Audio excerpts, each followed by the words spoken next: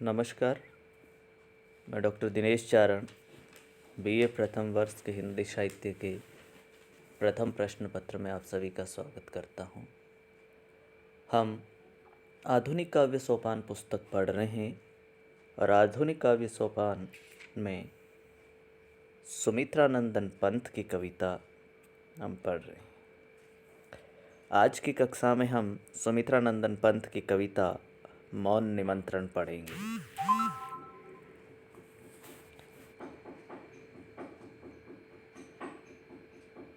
आइए हम पढ़ते हैं कविता।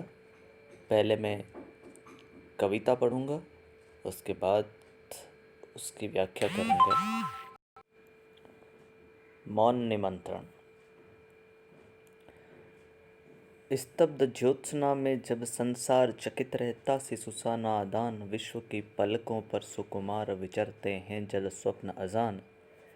न जाने नक्षत्रों से कौन निमंत्रण देता मुझको मौन। सगन मेघा का भीमा काश गरजता है जब तमसाकार। दीर्घ भरता समीर निश्वास प्रखर झरती जब पावस धार। न जाने तप का तड़ित में कौन मुझे इंगित करता तब मौन। छायावादी काव्यधारा रहस्यमय काव्यधारा रही है। छायावाद के प्रत्येक कवि के काव्य में प्रकृति एवं संसार का रहस्यात्मक चित्रण मिलता है। कवि पंत ने मौन निमंत्रण कविता की इन पंक्तियों में उस अज्ञात रहस्यमय शक्ति से स्वयं को विविध उपादानों के द्वारा मौन निमंत्रण पाते दिखाया है।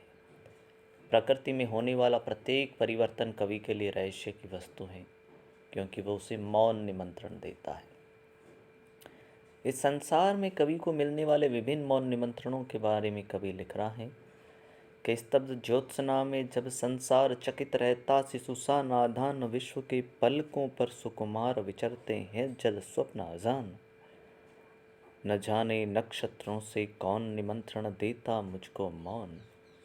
कि जब संपूर्ण संसार रात्रि में चमकने वाली गतिहीन चांदनी में एक आश्चर्य मग्न नादान बालक के समान सोया रहता है और विश्व के प्रत्येक सोए हुए व्यक्ति की पलकों पर गहरी निद्रा में अनेक प्रकार अनजान स्वप्न विचरण करते रहते हैं, अर्थात गतिहीन छिटकती चांदनी में आश्चर्य से भरे भोले बालक के समान जब संसार सोता हुआ गहरी नींद में अपनी आँखों से अनजान स्वप्न देख रहा होता है, तब आकाश में चमकने वाले नक्षत्रों से कोई आता है और मुझे मौन निमंत्रण देता है। सगन मेघा का भीमा काश गरजता है जब तमसाकार। दीर्घ भरता समीर निश्वास प्रखर झरती जब पावस धार। न जाने तप का तड़ित में कौन मुझे इंगित करता तब मौन। कवि आगे बताता है कि आकाश के सघन रूप में भीमाकाश मतलब बड़े आकार में काले काले बादल जब गरजते हुए गहन अंधकार के समान आते हैं, तो उनके साथ चलने वाली तेज हवा लंबी आहें भरने लगती हैं। हवा और बादलों के सम्मिलित रूप से रुकते ही धरती पर तेज मूसलाधार वर्षा होने लगती है, बादल बरसने लगते हैं। कवि कल्पना कर रहा है कि उस समय न जाने काले घने बरसती बादलों के बीच चमकने वाली बिजली से टपक कर कोई मुझे मौन निमंत्रण देने लगता है, अपने पास बुलाने का संकेत करता है। आगे कवि कह रहा है कि देख वसुधा का यौवन भार गूंज उठता है जब मधुमाश। विधुर उरके से मृदोदखार कुसुम जब खुल पड़ते सोच्छ्वास। न जाने सौरभ के मिश कौन संदेशा मुझे भेजता मौन। कवि पंत कहते हैं कि जब चारों तरफ धरती पर हरियाली फैल जाती है, पतझड़ के बाद तो धरती पर बिछी हरियालियों खिलते फूलों के यौवन भार को देखकर बसंत का कोकिल के स्वर गान के साथ ही आगमन होता है, अर्थात बसंत ऋतु के आने पर चारों तरफ पृथ्वी का आंचल हरियाली तथा फूलों के यौवन से भर उठता है। हरे भरे पेड़ों, लताओं, पौधों पर नए नए फूल उत्साहित खिल पड़ते हैं, तो ऐसा लगता है मानो विधुर व्यक्ति के हृदय में पुनः जवानी फूट पड़ी हो, मधुर स्वप्न उद्गार जाग उठे हो। उस समय फूलों से फूटने वाली खुशबू में कवि पंत को कोई मौन संदेश भेज रहा है। शुद्ध जल शिखरों को जब बात सिंधु में मथ कर फेना, कहर बुलबुलों का व्याकुल संसार बना विथुरा देती अज्ञात। उठा तब लहरों से कर कौन, न जाने मुझे बुलाता मौन। कवि कह रहा है कि सागर के दृश्य का वर्णन करता हुआ कवि कह रहा है कि सागर में शांत भयभीत जल शिखरों को जब हवा अपने तेज थपेड़ों से मथ कर बुलबुलों में बदल देती हैं, तो चारों तरफ बुलबुले ही बुलबुले बनाम बुलबुलों का संसार दिखाई देने लगता है।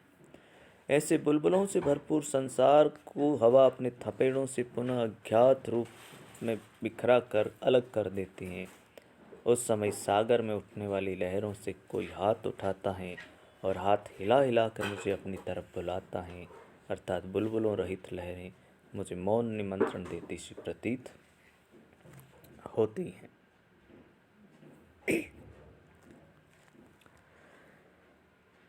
स्वर्ण सुश्री सौरभ में भोर विश्व को देती हैं जब भोर, विहग कुल की कलकंठ हिलोर मिला देती भूनभ के छोर।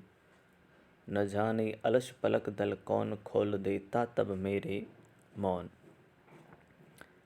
कवि प्रकृति से मिलने वाले विविध मौन निमंत्रणों का मन भावन वर्णन करते हुए कह रहा है कि प्रातःकाल की स्वर्णिम आभा प्रत्येक पृथ्वीवासी को जब सुख शांति आनंद कांति में डुबो रही होती हैं और पक्षियों का समूह अपनी मधुर आवाज़ में विविध राग अलापते हुए आकाश व धरती के छोर को मिला देता है, अर्थात प्रातःकाल के समय स्वर्ण सुख कांति और खुशबू से भरी हवा जब सभी प्राणियों को अपने में डुबो रही होती हैं तथा पक्षियों के समूह इतनी तेज़ मधुर आवाज़ करते हैं कि धरती आसमान मिलकर जैसे एक हो गए हो, उस समय मेरी आँखों की पलकें आलस्य सुस्ती के कारण बंद रहती हैं।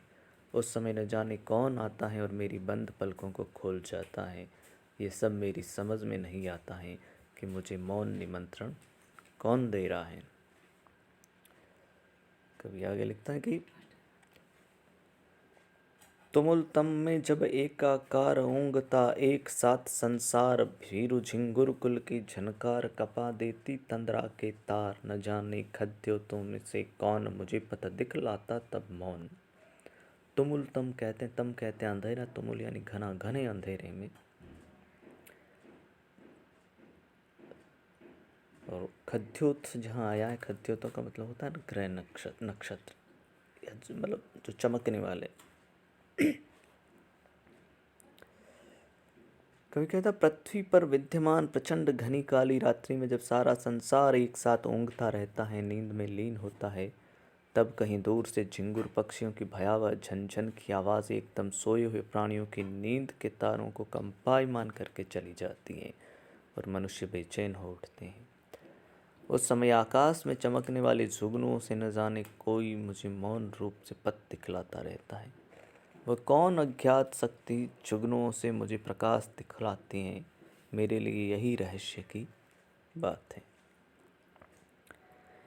आगे लिखता है कवि इसी कविता में, कनक छाया में जब की सकाल खोलती कलिका उर के द्वार, सुरभि पीड़ित मधुपों के बाल तड़प बन जाते हैं गुंजार। न जाने ढुलक ओस में कौन खींच लेता मेरे दृग मौन। कवि लिखते हैं कि प्रातःकाल की मधुर स्वर्णिम किरणों की छाया वेला में पेड़ पौधों पर नवीन कलियां खिल रही है और हृदय को प्रसन्न कर रही हैं, हृदय के द्वार खोल देते हैं। सूर्यास्त के समय से ही फूल की पंखुड़ियों में सुगंध का पान कर रहे भोरे प्रातःकाल में कलियों के हृदय द्वार खुलते ही पंखों से गुंजार करने लगते हैं और उड़ जाते हैं।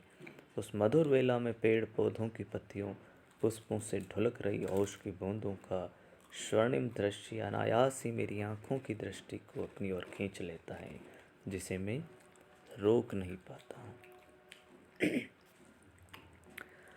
बिचाकारियों का घुरुतर भार दिवस को दे सुवर्ण अवसान, शून्य सैया में श्रमित अपार जुड़ाती जब मैं आकुल प्राण। न जाने मुझे स्वप्न में कौन फिराता छाया जग में मौन। स्वयं को नायिका के रूप में चित्रित करते हुए पंत लिख रहे हैं कि मैं दिन भर के किए हुए बड़े बड़े कार्यों का गुरुतर भार बिछाती हुई सायंकाल के समय सभी कार्यों को पूर्ण करके या बंद करके स्वर्णिम अंत देती हूँ। पूरे दिन कार्यों में डूबे रहने से दिन में सूनी पड़ी सैया पर मैं सीमाहीन थकी हारी अपने बेचैन प्राणों को सैया से जुड़ाने लगती हूँ, अर्थात दिन की व्याकुल थकान सैया पर सोते हुए मिटाने लगती हूँ। जब मैं नींद में सोई रहती हूँ उस समय पलकों से घिरे मीठे स्वप्नों में कोई आता है और संपूर्ण जगत में मौन छाया को फिराता हुआ चला जाता है। न जाने कौन आए द्युतिमान जान मुझको अबोध अज्ञान सुझाते हो तुम पंथ पथ अनजान फूंक देते छिद्रों में गान अहे सुख दुख के सहचर मौन नहीं कह सकती तुम हो कौन। उस रहस्यमय शक्ति को संबोधित करते हुए कवि कह रहा है कि अरे प्रकाशमान अज्ञात शक्ति, मैं नहीं जानती कि तुम कौन हो, लेकिन इतना ज़रूर ज्ञात है कि तुम मुझे अबोध एवं विज्ञानी समझकर ऐसे अनजान रास्ते दिखाते रहते हो कि नहीं चाहती हुई भी मैं उन बताई हुई रास्तों पर चली जाती हूँ। हे रहस्यमय अदृश्य सत्ता, मेरे रोम रोम में मधुर गान फूंकने वाले तुम हो कौन, ये मुझे पता नहीं है। मैं केवल इतना जानती हूँ कि तुम मेरे जीवन में आने वाले सुख और दुख के सहचर हो, जीवन साथी हो, जो मौन रूप में सुख और दुख के साथ निभाते रहते हो। अतः मैं स्पष्ट नहीं कह सकती कि तुम इन विभिन्न रहस्यों को प्रभावित करके मौन निमंत्रण देने वाले कौन हो। इस कविता में हमने देखा कि प्रकृति की रहस्यमय शक्तियों को अपना अज्ञात प्रीतम कहकर कवि ने कविता को पूर्ण रूप से रहस्यवादी बना दिया। ये प्रियतम कवि के जीवन में आने वाली प्रत्येक सुख दुख का साथी है। ये कोमल कल्पना बड़ी ही प्रशंसनीय है। कोमल कल्पना के कारण भाषा शैली के पद भी कोमलकांत हो गए हैं। कण कण में अज्ञात सत्ता के दर्शन करके उसे रहस्य का रूप देना छायावादी शैली की सर्वथा अनुकूल है।